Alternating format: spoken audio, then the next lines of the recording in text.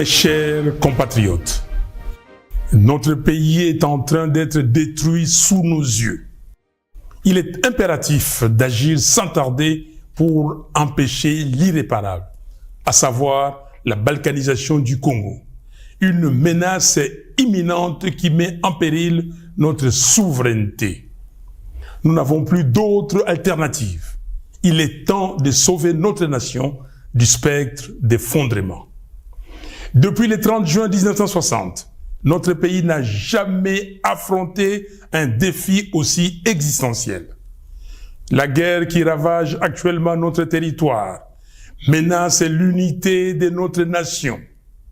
Dans ces contextes d'extrême urgence, la cohésion nationale doit s'imposer comme notre priorité politique absolue. Chaque jour, nos villes, nos territoires, nos villages et nos provinces tombent sous le joug des agresseurs, tel un héritage laissé à l'abandon.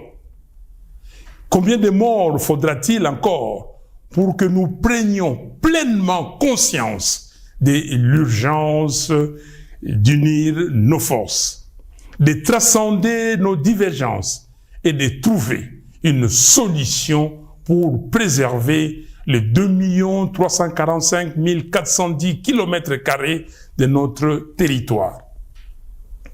La balkanisation du Congo, insidieusement orchestrée sous nos yeux, ne saurait être tolérée.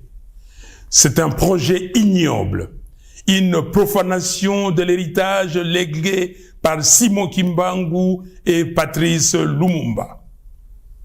Aujourd'hui, plus que jamais, il incombe à chaque Congolais d'assumer sa part des responsabilités dans la lutte pour la sauvegarde de notre pays. Cette guerre, ces souffrances, ces vies fauchées en grand nombre nous enjoignent à un profond changement d'attitude.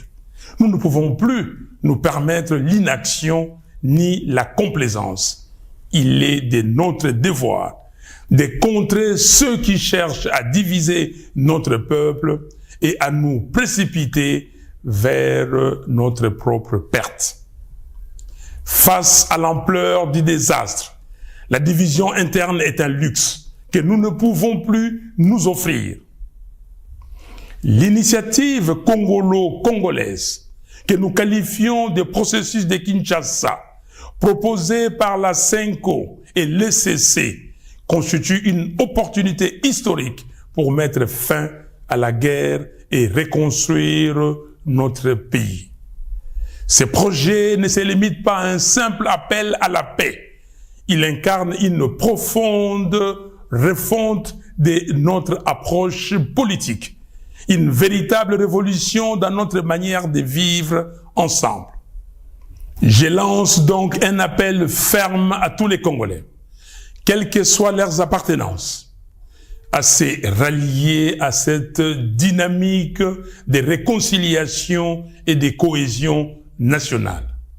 L'heure est à la responsabilité individuelle et collective. Il est temps d'agir pour sauver notre pays.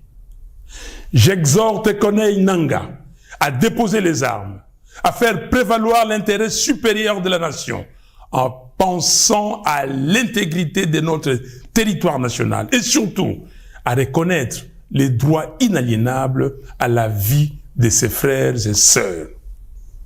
J'en appelle à Joseph Kabila afin qu'il se remémore tout ce que le Congo lui a donné et qu'il s'engage résolument en faveur de la paix. J'invite Félix Tshisekedi à mesurer l'ampleur du désastre qui accable notre pays et à soutenir sans réserve l'initiative des évêques de la CENCO et des pasteurs de l'ECC. J'encourage enfin l'ensemble des responsables religieux à s'unir derrière ces processus salvateurs pour notre nation. C'est une catharsis.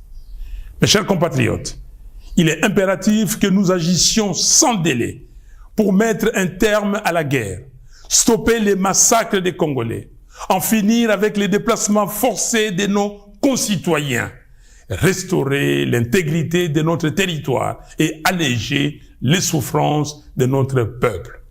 Il est temps de replacer notre nation sur la voie du développement, du progrès et de la dignité. Que Dieu bénisse le Congo et son vaillant peuple. Je vous remercie.